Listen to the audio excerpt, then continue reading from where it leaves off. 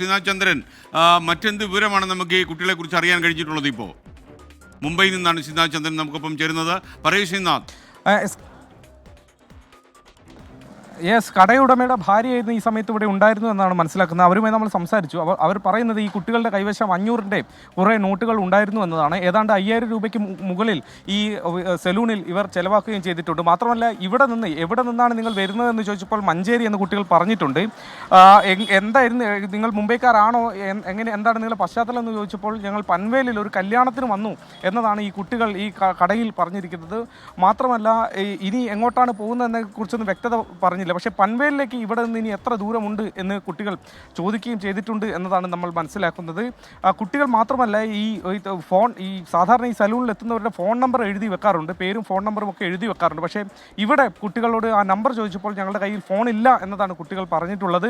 മാത്രമല്ല, ഒരാളെ വിളിക്കാനുണ്ട്, ഫോണൊന്ന് തരാമോ എന്ന് ചോദിക്കുകയും കടയുടമയുടെ ഫോണിൽ നിന്ന് ഈ റഹീമിനെ വിളിച്ചു എന്നതാണ് കടയുടമ പറയുന്നത്. 2-3 തവണ ഇയാളുമായി സംസാരിച്ചിട്ടുണ്ട് എന്നതാണ് മനസ്സിലാക്കുന്നത്. കൂടുതൽ എന്താണ് സംസാരിച്ചത് കുറിച്ചൊന്നും തന്നെ ഒരു കൃത്യമായ ഒരു വ്യക്തത അവർക്ക് തരാൻ വേണ്ടി കഴിയുന്നില്ല. എന്നാലും ഇവരുടെ ഫോൺ വാങ്ങി, കടയിൽ നിന്ന് ഫോൺ വാങ്ങി ഈ തരത്തിൽ റഹീമിനെ വിളിച്ചു എന്ന് ഇവർ ഏതായാലും സ്ഥിരീകരിക്കുന്നുണ്ട്. കൈവശം ഫോണില്ല എന്നതാണ് കുട്ടികൾ പറഞ്ഞിട്ടുള്ളത്. ഒരു കല്യാണത്തിന് വന്നു എന്നും കുട്ടികൾ പറയുന്നു. പൻവേലിലേക്ക് എത്ര ദൂരമുണ്ട്, ഇവിടെ നിന്ന് എങ്ങനെ പോകുമെന്നതിനെക്കുറിച്ചൊക്കെ ചോദിച്ച് മനസ്സിലാക്കിയിട്ടാണ് കുട്ടികൾ ഇവിടെ നിന്ന് പുറത്തേക്ക് പോയത് എന്നതാണ് മനസ്സിലാക്കുന്നത്. ഈ ഹിന്ദി കാര്യമായി സംസാരിക്കാൻ അറിയില്ല എന്ന് മനസ്സിലായി. പിന്നെയാണ് ഈ ഇവിടെ സ്ഥിരതാമസമുള്ള ആളുകളല്ല എന്നും കടയുടമയ്ക്ക് മനസ്സിലായിരുന്നു. പക്ഷേ കല്യാണത്തിന് വന്നതാണെന്ന് പറഞ്ഞപ്പോൾ സ്വാഭാവികമായും അത്തരത്തിലുള്ള ഒരുക്കത്തിൻ്റെ ഭാഗമായിട്ടായിരിക്കാം മുടി ഒരുക്കാനൊക്കെയായി ഇവിടേക്ക് വന്നത് എന്നതാണ് അവർ കരുതിയത്. പിന്നാലെയാണ് ഈ തരത്തിൽ നാട് വിട്ട് വന്ന 2 കുട്ടികളാണ് എന്നുള്ള വിവരം ഇവർക്ക് ലഭിക്കുന്നത്. പിന്നീട് പോലീസിനെ അടക്കം ഈ വിവരം അറിയിക്കുകയും ചെയ്യുന്നത്. ശ്രീനാഥ് ചന്ദ്രൻ, ശരിക്കും ഈ കൂടെ ഉണ്ടായിരുന്ന റഹീം അസ്ലുവുമായിട്ട് നമ്മുടെ പ്രതിനിധി സംസാരിച്ചു. ഞാനൊരു കാര്യം കൂടി ചോദിക്കട്ടെ. നമ്മുടെ സമീർ ബിൻ കരീം ചേരുകയാണ്. സമീർ, നമ്മളിപ്പോൾ ഈ വാർത്ത വളരെ വിശദമായി സംപ്രേഷണം ചെയ്തിട്ടുണ്ടായിരുന്നു. ഇതിനകം മാതാപിതാക്കൾ നമ്മോട് ബന്ധപ്പെട്ടോ?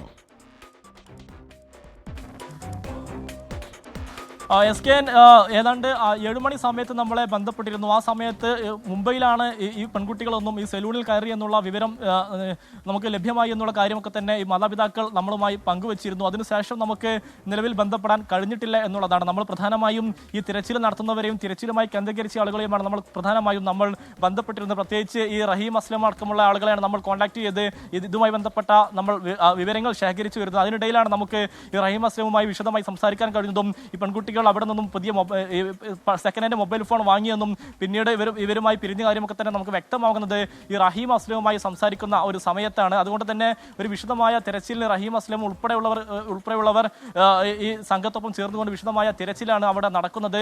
ഏതെങ്കിലും ഒരു സാഹചര്യത്തിൽ പെൺകുട്ടികൾ തന്നെ കോൺടാക്ട് ചെയ്യുമെന്നുള്ള ഒരു ശുഭപ്രതീക്ഷയാണ് ഈ റഹീം അസ്ലം പങ്കുവെക്കുന്നത്. മാത്രമല്ല, ഈ പെൺകുട്ടിയുടെ സുരക്ഷയ്ക്ക് വേണ്ടിയാണ് താൻ കൂടെ പോയതെന്നും ഈ റഹീം അസ്ലം വളരെ കൃത്യമായി തന്നെ പറയുന്നുണ്ട്. കോഴിക്കോട് നിന്നാണ് ഇയാൾ. ഒരു നിമിഷം ശ്രീനാഥ് ചന്ദ്രൻ, മുംബൈയിലെ മലയാളി സുഹൃത്തുക്കൾ ഇക്കാര്യത്തിൽ നമ്മളെ സഹായിക്കുമല്ലോ. വിവിധ റെയിൽവേ സ്റ്റേഷനുകളിലൊക്കെ ഒന്ന് തപ്പാൻ അവരോട് ആവശ്യപ്പെട്ടോ? തീർച്ചയായും 2 റെയിൽവേ സ്റ്റേഷനുകളാണ് SKN, കുർള റെയിൽവേ സ്റ്റേഷനും പൻവേലും. ഇവിടെ നിന്നാണ് സാധാരണ മുംബൈയിൽ നിന്ന് കേരളത്തിലേക്ക് യാത്ര പോകേണ്ടത്. ഞാനിപ്പോൾ ട്രെയിനിൻ്റെ ചാർട്ടൊക്കെ ഒന്നുകൂടി പരിശോധിക്കുകയായിരുന്നു, ട്രെയിൻ വിവരം പരിശോധിക്കുകയായിരുന്നു. രാത്രി 10 മണിക്ക് ശേഷം 2 ട്രെയിനുകൾ കേരളത്തിലേക്ക്, ഒന്ന് മംഗലാപുരത്തേക്കും ഒന്ന് എറണാകുളത്തേക്കും ഉണ്ട് എന്നതാണ് മനസ്സിലാക്കുക. ഒരു പക്ഷേ ഇനിയിപ്പോൾ തിരിച്ചു പോകാനുള്ള പദ്ധതിയാണെങ്കിലോ എന്ന മട്ടിൽ പൻവേലിലേക്കുള്ള ദൂരം കൂടി കുട്ടികൾ ചോദിച്ച സ്ഥിതിക്ക് അവിടെ ആളുകളെ നമ്മൾ നിർത്തിയിട്ടുണ്ട്. മലയാളി സുഹൃത്തുക്കൾ അവിടെ സഹായിക്കാൻ വേണ്ടി ഇതിനോടകം തന്നെ എത്തിയിട്ടുണ്ട്. കുർള റെയിൽവേ സ്റ്റേഷനിലും, കാരണം ഈ റഹീം കുർളയിലേക്കാണ് പോയത് എന്നതിനെക്കുറിച്ചുള്ള ചില സൂചനകൾ നമുക്ക് കിട്ടിയിട്ടുണ്ട്. ആ അടിസ്ഥാനത്തിൽ കുർളയിലും നമ്മൾ പരിശോധന നടത്തുന്നുണ്ട്. അതുകൊണ്ട് കുട്ടികൾ ഈ സ്റ്റേഷനുകളിൽ എവിടെയെങ്കിലും എത്തിയാൽ നമുക്ക് എളുപ്പത്തിൽ തന്നെ കണ്ടുപിടിക്കാൻ കഴിയും. കാരണം നേരത്തെയും ഇതുപോലെ കേരളത്തിൽ നിന്ന് ഇങ്ങനെ വരുന്ന ആളുകളെയൊക്കെ തന്നെ കണ്ടെത്തിയ ഒരു ചരിത്രം ഇവിടെയുള്ള സംഘടനകൾക്കുണ്ട്. ഫെയ്മ പോലെയുള്ള സംഘടനകൾക്കൊക്കെ തന്നെ ഇത്തരത്തിൽ ആളുകളെ കണ്ടെത്താനുള്ള ഒരു സംവിധാനം തന്നെ ആയി കഴിഞ്ഞു ഇവിടെ. അതുകൊണ്ട് അത്തരത്തിൽ അതിവേഗം ഇത്തരത്തിൽ വിവരങ്ങൾ കൈമാറ്റം ചെയ്യപ്പെടുന്നുണ്ട്. മുംബൈയിലെ സംഘടനകൾ ഒന്നിച്ച് ഇതിനു വേണ്ടി ഇറങ്ങിയിട്ടുമുണ്ട്. അതുകൊണ്ട് റെയിൽവേ സ്റ്റേഷനിൽ കേന്ദ്രീകരിച്ചുള്ള പരിശോധന ഏതായാലും ഇവിടെ ഇപ്പോൾ നടക്കുന്നുണ്ട്. പൻവേൽ റെയിൽവേ സ്റ്റേഷനിലാണ് പ്രധാനമായും നമ്മൾ കുട്ടികൾ എത്തിയേക്കുമെന്ന് പ്രതീക്ഷിക്കുന്നത്. അതുകൊണ്ട് അവിടെ കൂടി ആളുകളെ നമ്മൾ ഇതിനോടൊപ്പം തന്നെ നിർത്തിയിട്ടുണ്ട്.